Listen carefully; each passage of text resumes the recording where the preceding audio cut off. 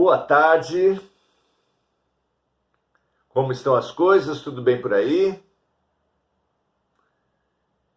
Muito bom estarmos focados, disciplinados. Podemos nos habituar com muita coisa, muitas das vezes não boas, coisas não boas.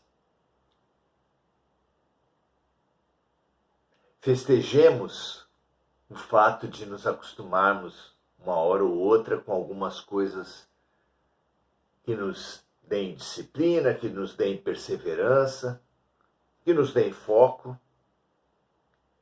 Muito bom. Grupo de estudos, fraternidade, oração e ação.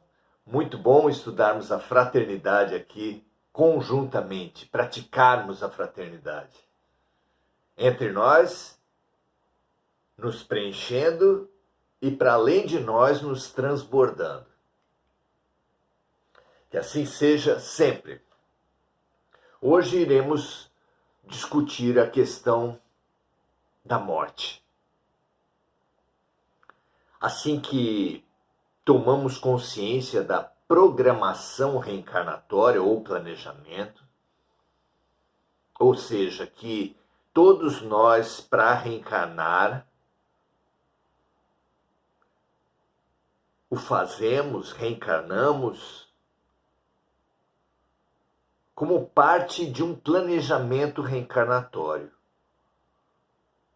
onde nosso corpo, o local de nascimento, nossa família e os principais eventos que acontecerão em nossas vidas são todos programados dentro de um objetivo, organizado por espíritos especializados e pelo nosso instrutor espiritual, claro, o nosso mentor, nosso anjo de guarda. Quando tomamos consciência desse fato, uma das questões que surge para o estudante espiritual é se a morte é programada. E a resposta é sim. Quando se planeja a vida, se planeja o fim da vida. Então há um período básico em que se determina o fim daquela existência. Nem sempre dia e hora, mas um período básico. E em razão dessa duração prevista, é que se faz um aporte de energia àquele corpo. De forma que nós somos como baterias elétricas de automóveis, por exemplo, que têm uma vida útil programada. Nós temos uma vida útil programada em razão do planejamento, dos objetivos que se quer alcançar com essa vida na Terra.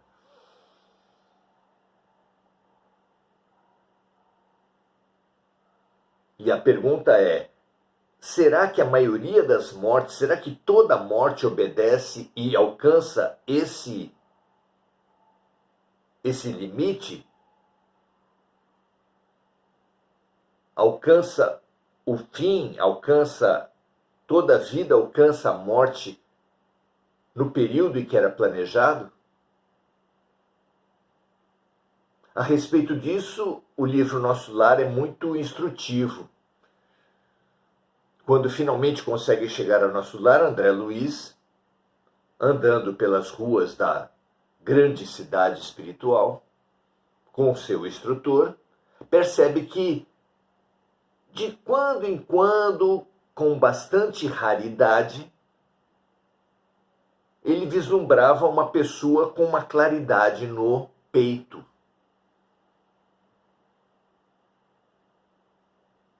Depois, perguntando para o seu instrutor, ele soube que se tratavam de completistas. Completistas? Perguntou o André Luiz, e obteve como explicação que aqueles raros em nosso lar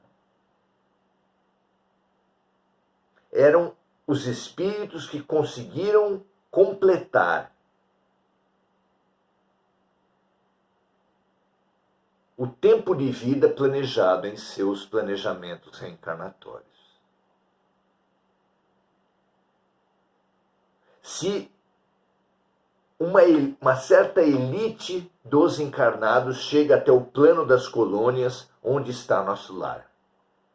Se numa colônia como o nosso lar são raros os completistas, isso quer dizer que uma grande maioria daqueles que passam pela encarnação na Terra não eram completistas, ou seja, abreviaram seu tempo de vida. Isso quer dizer que é muito útil para todos nós fazermos um estudo sobre a encarnação, sobre a desencarnação, sobre o suicídio em suas diversas modalidades. É o que vamos fazer hoje, iniciando o tema transição, que fala sobre a passagem ou a morte. No bloco de perguntas relativos à filosofia, somos levados a esse tema da programação da existência, da programação da reencarnação e da programação da desencarnação.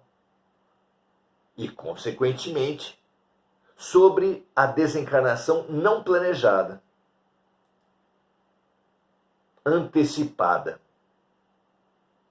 Vamos ver qual é a pergunta e a resposta de Emmanuel para isso? Aproveitemos a lição do grande instrutor, do grande mentor de Chico Xavier. Pergunta 146. É fatal um instante da morte? A morte acontece sempre num certo momento em que foi planejada? A resposta é: com exceção do suicídio, todos os casos de desencarnação são determinados previamente pelas forças espirituais que orientam a atividade do homem sobre a terra.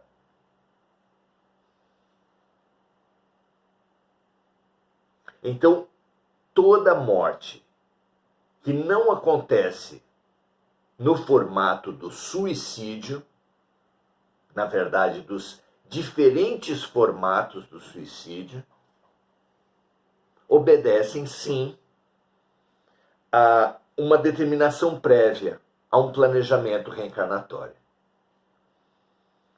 Esclarecendo-vos quanto a essa exceção, e aí ele começa a nos orientar sobre o suicídio ou sobre os suicídios. Esclarecendo-vos quanto a essa exceção, devemos considerar que se o homem é escravo das condições externas de sua vida no orbe, é livre no mundo íntimo.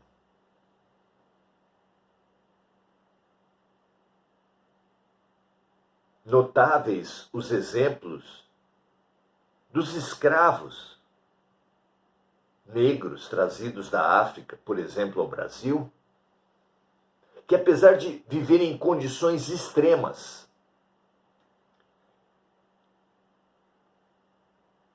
tinham almas libertas, na fraternidade, na filosofia, na bondade. Inúmeros são os exemplos de literatos, de autores de grandes obras que desenvolveram parte ou toda a sua obra dentro de cadeias. O seu corpo estava preso, mas a sua alma, a nossa alma, é sempre liberta.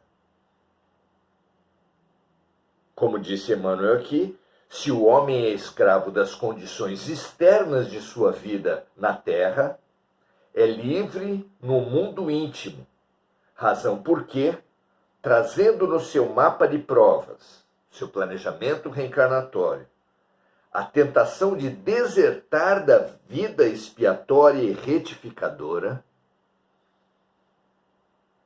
contrai um débito penoso aquele que se arruína, desmantelando as próprias energias. A educação e a iluminação do íntimo constituem o amor ao santuário de Deus em nossa alma.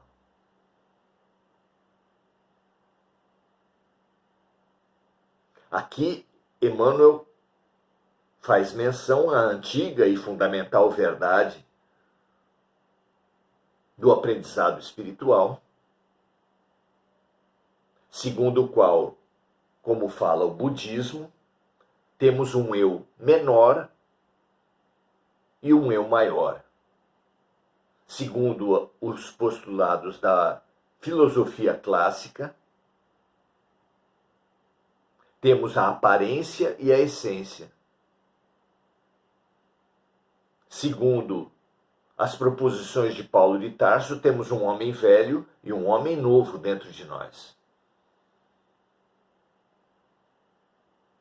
Segundo os estudos da psicanálise, Freud fala do ego, o eu social, esse conjunto de crenças e capacidades que nós organizamos para viver em sociedade, enquanto Jung fala do self, um eu profundo, que aqui Emmanuel fala do santuário de Deus em nossa alma. E continua: quem as realiza em si,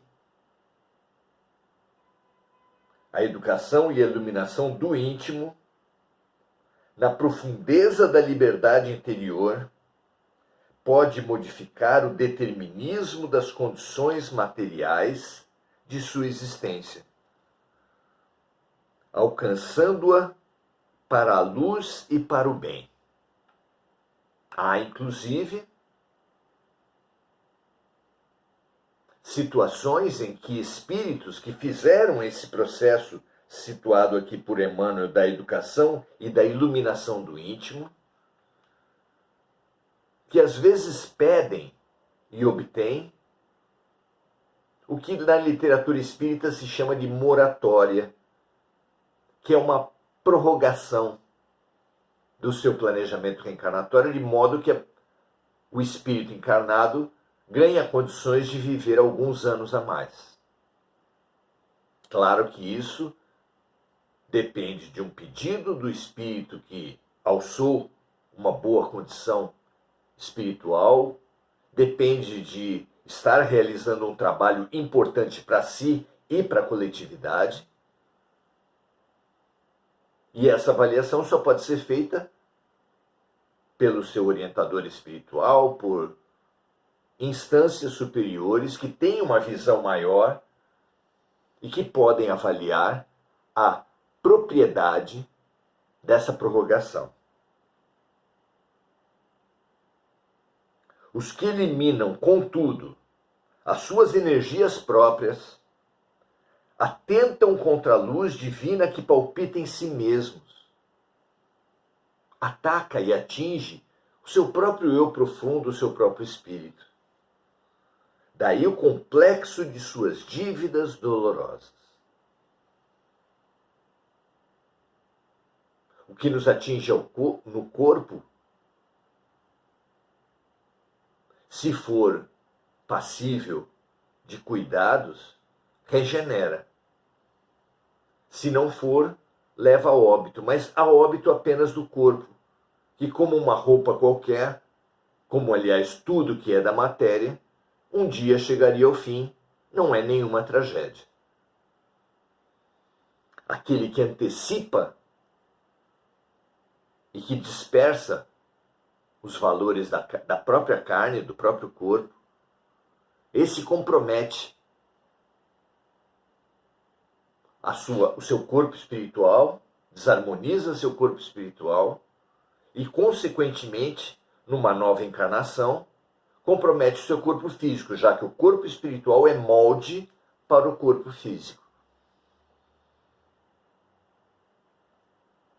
Continua Emmanuel expandindo o conceito, a realidade do suicídio.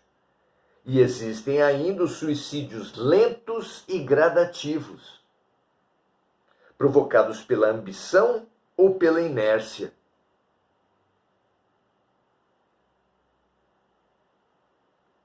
A pessoa que vive para atender a sua própria ambição, seus próprios desejos, consome-se, por assim dizer, queima suas próprias energias vitais. No campo da inércia, existem muitas almas que, vivendo, atendendo aos estímulos do meio, sendo como a sua cultura, a sua sociedade estimula todos a ser, deteriora a sua força vital, seja com substâncias como álcool, drogas, seja com práticas que expõem a vida a riscos, como direção perigosa, porte de arma,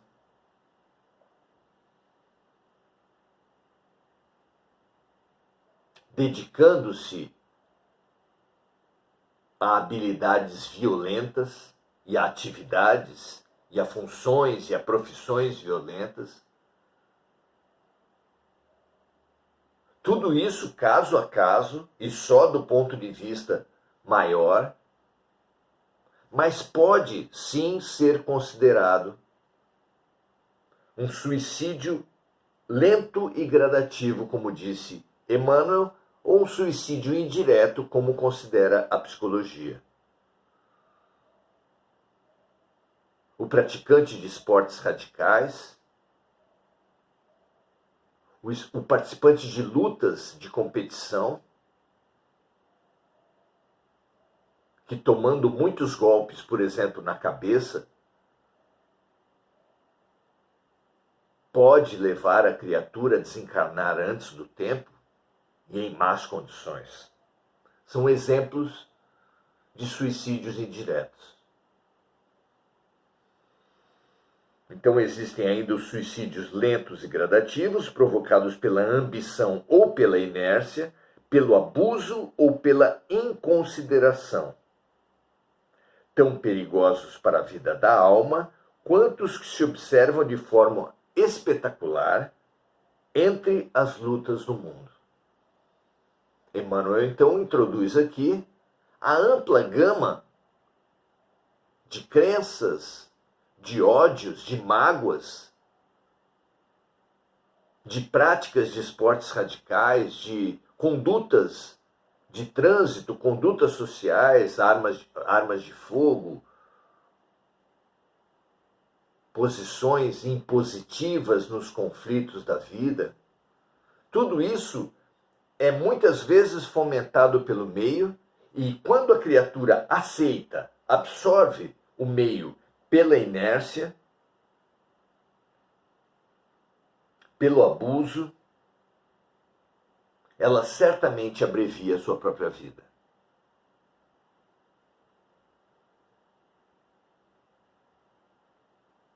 E essa abreviação é tão perigosa para a vida da alma, quanto os suicídios que se observam de modo espetacular entre as lutas do mundo, diz Emmanuel.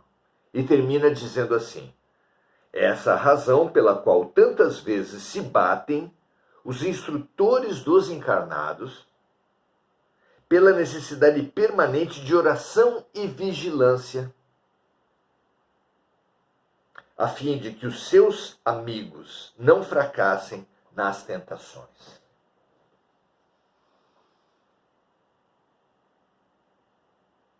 Alcançado esse conceito maior de suicídio indireto, lento, gradativo, realmente somos estimulados a essa ferramenta, a essa receita de bem viver deixada pelo médico de homens e almas, Jesus Cristo. Vigiai e orai. Imprescindível que acompanhemos tudo aquilo que o meio nos traz na tentativa de programar nossas mentes nas chamadas crenças. Precisamos vigiar sobre tudo aquilo que ingerimos, por assim dizer, no grande banquete da vida. É só olhar os meios de comunicação, a internet, as redes sociais, e você terá clara consciência do muito lixo que é colocado para a nossa ingestão. E que precisa ser encarado lucidamente, inclusive, especialmente, para recusarmos aquilo que percebemos como venenoso para as nossas almas.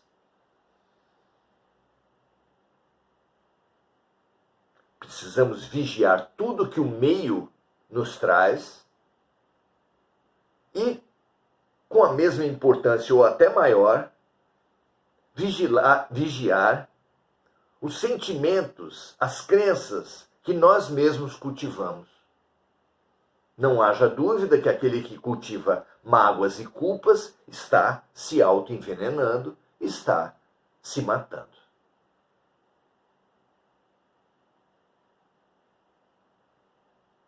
Mágoas e culpas, vinganças, medos, pânicos, invejas,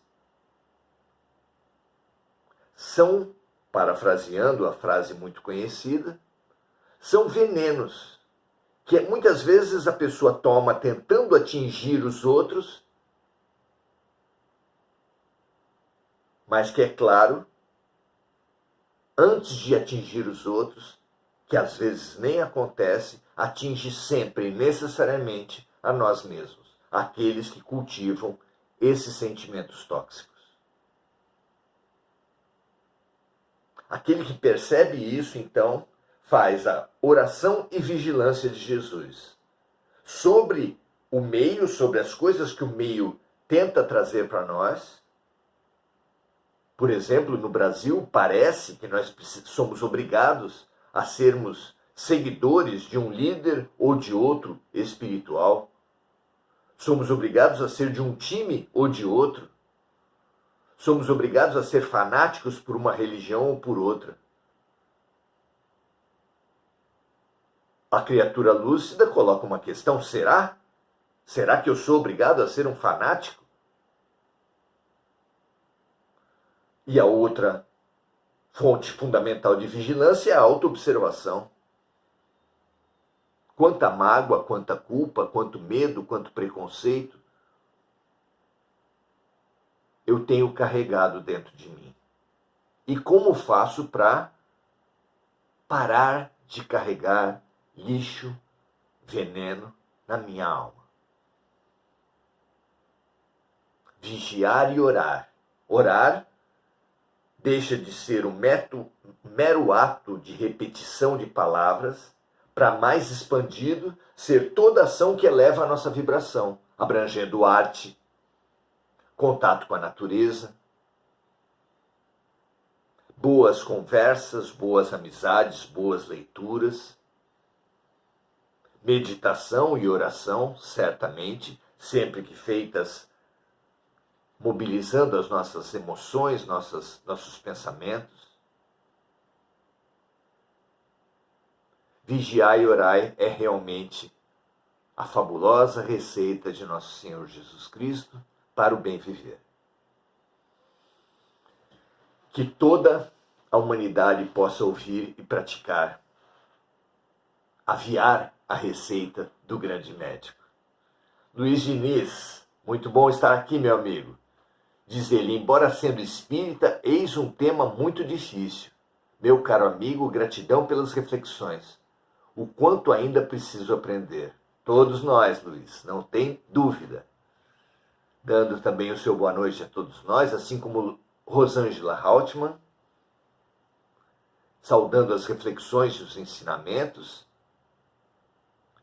Adelaide Dias dando o seu boa noite, Mônica Silva lembrando de amigos encarnados e desencarnados, das vítimas das guerras pelo mundo, das vítimas dos desastres climáticos, desastres automobilísticos, desastres de avião. Mônica dando também o seu boa noite e Enirka Jazeira também dando o seu boa noite. Um prazer estar com vocês aqui. Sempre estimulo a compartilhar. Estamos no meio de um ambiente espiritual muito perturbado, onde muitos são aqueles que passam pelas suas mentes a ideia do autoextermínio, e tudo o que pudermos fazer para informar, para darmos consistência, para darmos entendimento de um ponto de vista maior do que seja o suicídio, precisa ser colocado. Não esgotaremos o tema hoje, certamente, continuaremos. Estamos apenas começando hoje o tema da morte. Acompanhe os nossos próximos encontros. Mas sempre será imprescindível para todos nós esse bom entendimento, especialmente para aqueles que assistem em suas mentes passarem essas ideias de autoextermínio, certamente, mas não somente, com a influência de agentes espirituais desequilibrados. Um grande prazer estar com todos vocês. Não se esqueçam de acompanhar os próximos encontros. A morte é transformação. Transformemo-nos juntos, inclusive as nossas ideias ilusórias sobre a própria morte. Paz e bem, um grande abraço. Amanhã estaremos juntos às 17h30 no Jesus e a Criança, pensando no acolhimento e no estímulo à nossa criança interior. Venha conosco amanhã às 17h30 e todos os outros dias, de segunda a sábado, às 18 horas. Um prazer aprendermos juntos. Até a próxima.